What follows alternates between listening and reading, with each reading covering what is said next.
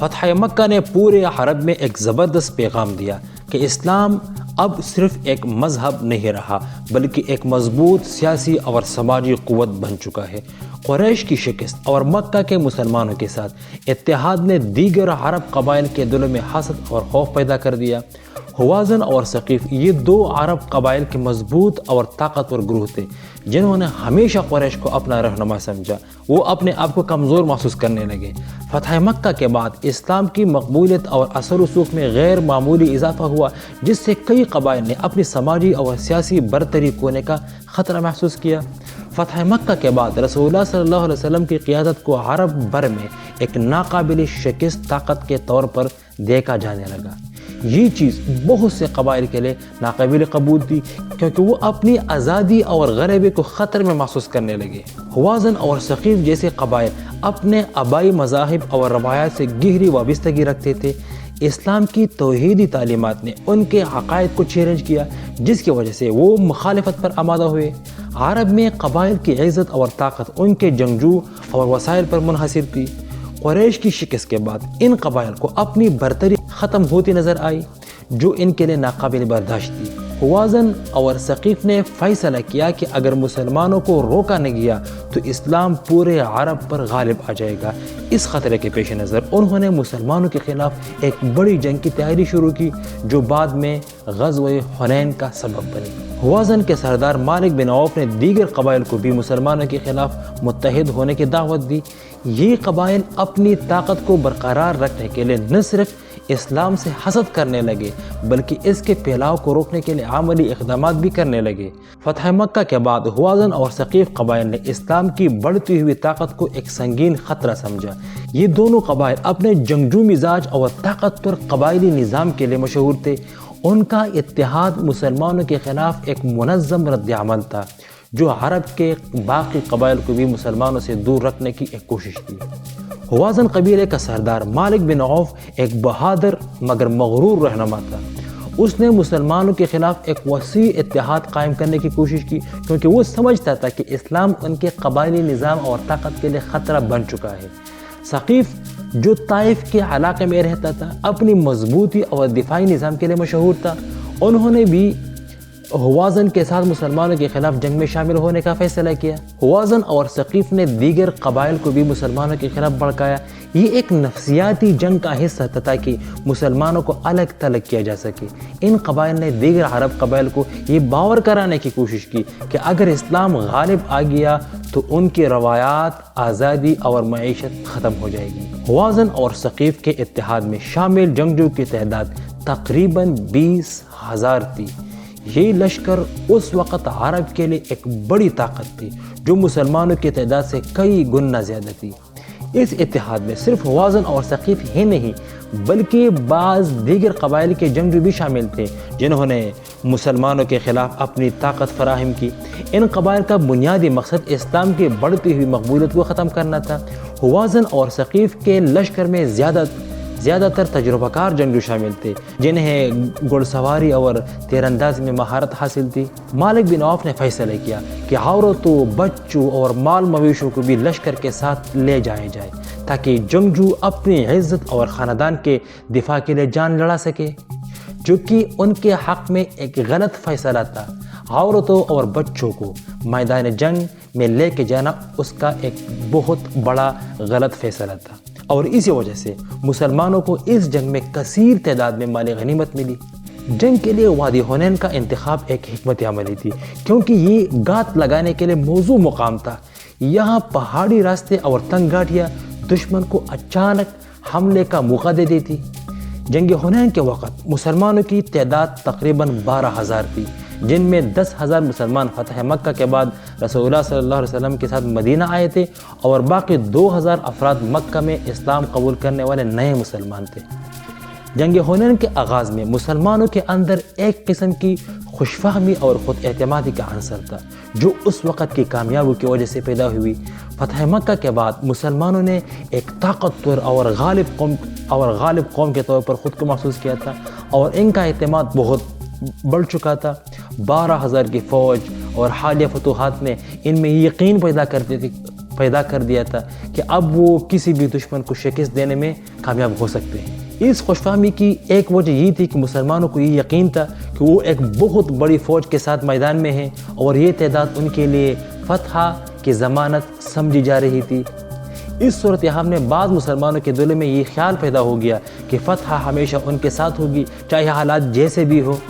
اس کی وجہ سے کچھ افراد کی جانب سے جنگ کی تیاری اور حکمت عملی میں سنجیدگی کی کمی آ گئی۔ لشکر کے بعض افراد نے اس بات کو معمولی سمجھا کہ ان کا دشمن تعداد میں کمزور ہے اور ان کی جنگی مہارت بھی زیادہ نہیں۔ نتیجتاً مسلمانوں نے اپنے دشمن کو سنجیدہ نہ سمجھا اور ان میں بعض نے جنگ کے دوران احتیاطی تدابیر اور حکمت عملی پر کم توجہ دی۔ ہوازن اور ثقیف کے جنگجو نے اچانک اور جرأت مندانہ حملہ کیا اور مسلمان جو خود کو فاتح سمجھ رہے تھے دشمن کے حملے سے شاکڈ ہو گئے۔ اس وقت مسلمانوں کی فوج منتشر ہونے لگی اور انہیں پہلی بار یہ احساس ہوا کہ صرف تعداد یا حالیہ فتوحات ہی کامیابی کی ضمانت نہیں ہے۔ رسول اللہ صلی اللہ علیہ وسلم نے اس موقع پر فوراً مسلمانوں کو سنبھالا اور انہیں یاد دلایا کہ اللہ کی مدد کے بغیر کوئی بھی کامیابی ممکن نہیں۔ اس 12,000 افراد کی فوج میں مختلف سطحوں کے مسلمان شامل تھے۔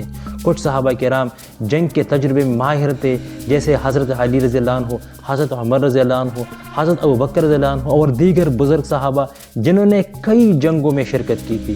لیکن اس جنگ میں نئے مسلمان بھی تھے جن کے پاس جنگ کا زیادہ تجربہ نہیں تھا اور جن کی جنگی حکمت عملی میں مہارت ابھی مکمل طور پر نہیں آئی تھی۔ اس کے برعکس ہوازن اور ثقیف کے قبائل کے پاس 20,000 سے زیادہ جنگجو تھے۔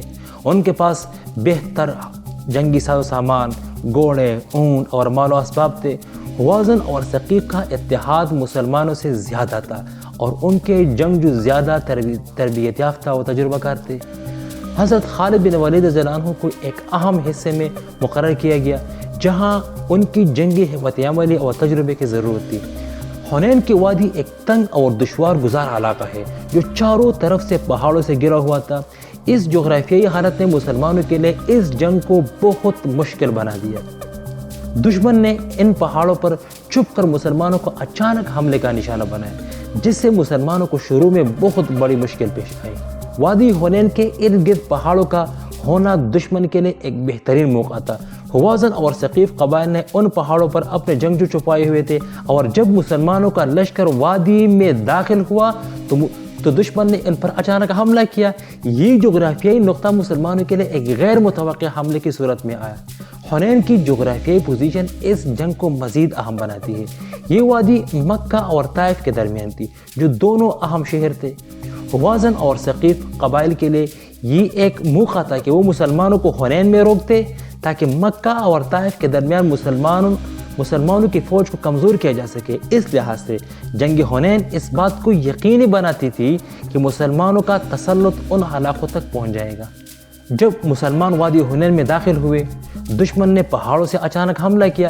اس تنگ وادی میں مسلمانوں کو فوراً اپنے راستے بدلنے اور صف بندی کرنے کا موقع نہ ملا، جس کے باعث ابتدائی طور پر مسلمانوں کو مشکل کا سامنا کرنا پڑا۔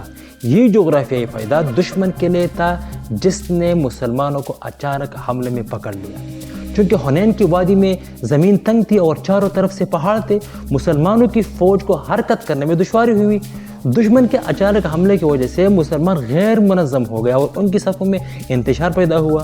رسول اللہ صلی اللہ علیہ وسلم نے مسلمانوں کو دوبارہ صف بندی کرنے کی ترغیب دی اور ان کے حوصلے کو بلند کیا۔ وادی حنین کے تنگ راستوں اور پہاڑوں کے درمیان رسول اللہ صلی اللہ علیہ وسلم کی قیادت نے جنگ کا رخ بدل دیا اور مسلمانوں کو فتح کی طرف راغب کیا۔ ابتدائی شکست کے بعد رسول اللہ صلی اللہ علیہ وسلم کی حکمت عملی نے مسلمانوں کو نئے سرے سے صف بندی کی ترغیب دی۔ دشمن کی گات لگا کر کی جانے والی کارروائیوں کا مقابلہ کرنے کے لیے مسلمانوں نے اپنی صفوں کو درست کیا اور اللہ کی مدد سے دشمن کو پسپا کر دیا۔ مسلمانوں نے وادی کے پہاڑوں کو اپنے فائدے میں استعمال کیا اور دشمن کو محصور کر لیا، جو کہ نہایت زبردست حکمت عملی تھی، اور اسی طرح مسلمانوں کو فتح حاصل ہوئی۔ حنین کی فتح کے بعد مسلمانوں نے طائف کی طرف پیش قدمی کی۔ حنین کی جنگ نے مسلمانوں کو اس قابل بنایا کہ وہ طائف مزاحمت کو شکست دے اور اس علاقے کو بھی اسلام کے دائرے میں شامل کرے۔ حنین کی جنگ کے بعد مسلمانوں کو جو مالی غنیمت حاصل ہوا وہ اسلامی تاریخ میں جمع ہونے والا سب سے بڑا مالی غنیمت تھا۔ اس جنگ میں دشمن قبائل کے پاس موجود وسائل اور مال و دولت کی بڑی مقدار مسلمانوں کے ہاتھ آئی۔ مورخین کے مطابق حنین کی جنگ کے نتیجے میں جو مالی غنیمت ملا اس میں 24,000 اونٹ، 40,000 بکریاں اور تقریباً 150 کلوگرام چاندی، خواتین، بچے اور دیگر قیدی بھی شامل تھے۔ یہ مالی غنیمت مر و زہران کے مقام پر اکٹھا کیا گیا اور اسے رسول اللہ صلی اللہ علیہ وسلم کی ہدایت کے مطابق تقسیم کیا گیا۔ رسول اللہ صلی اللہ علیہ وسلم نے مالی غنیمت کی تقسیم کے لیے حکمت عملی تیار کی، جس کا مقصد صرف مالی فوائد دینا نہیں بلکہ دلوں کو جیتنا اور اتحاد کو فروغ دینا تھا۔ انصار اور مہاجرین کو محدود حصہ دیا گیا، جبکہ مکہ کے نئے مسلمانوں کو جیسے ابو سفیان اور ان کے خاندان کو بڑی مقدار میں مال دیا گیا۔ مثلاً ابو سفیان اور ان کے بیٹوں کو 100 اونٹ اور چاندی دی گئی، جبکہ دیگر قریشی سرداروں کو بھی اس کے برابر حصہ ملا۔ اس اقدام کا مقصد نئے مسلمانوں کے دلوں کو اسلام کی طرف مضبوط کرنا تھا اور انہیں اسلامی معاشرت میں شامل کرنے کے لیے راغب کرنا تھا۔ باقی لشکر کو مالی غنیمت ان کے کردار اور شرکت کے مطابق تقسیم کیا گیا۔ وہ لوگ جو جنگ میں شامل نہیں ہوئے لیکن مدینہ میں رہے انہیں بھی حصہ دیا گیا تاکہ امت میں اتحاد برقرار رہ سکے۔ انصار میں کچھ لوگوں کو یہ گلہ پیدا ہو گیا کہ انہیں مال غنیمت میں کم حصہ دیا گیا، حالانکہ انہوں نے ہمیشہ اسلام کے لیے قربانیاں دی تھی۔ کچھ لوگوں نے کہا کہ رسول اللہ صلی اللہ علیہ وسلم نے قریش کو نوازا اور ہم کو بلا دیا۔ یہ جذبات ان کے اندر مایوسی اور ناراضگی کا باعث بنے۔ یہ خبر رسول اللہ صلی اللہ علیہ وسلم کو ملی۔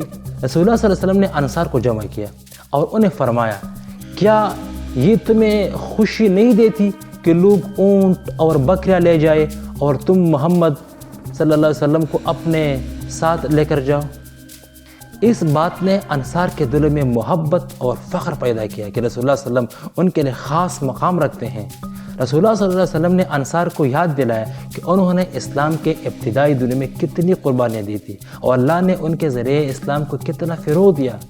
انصار نے اس گفتگو کے بعد کہا، ہم محمد صلی اللہ علیہ وسلم کے ساتھ ہیں اور ہمیں اس پر فخر ہے اور ہمارے لیے اللہ کا رسول ہی کافی ہے۔ حنین کے بعد مالی غنیمت کی تقسیم کا معاملہ ایک عظیم حکمت عملی کا مظاہرہ تھا، جس میں رسول اللہ صلی اللہ علیہ وسلم نے سیاسی، سماجی اور دینی پہلو کو مد نظر رکھتے ہوئے ایسا فیصلہ کیا جس نے امت کے اتحاد اور اسلام کی مضبوطی میں اہم کردار ادا کیا۔ یہ فیصلہ بتاتا ہے کہ قیادت کا اصل ہنر صرف وسائل تقسیم کرنا نہیں بلکہ دلوں کو جیتنا اور امت کو متحد رکھنا ہے۔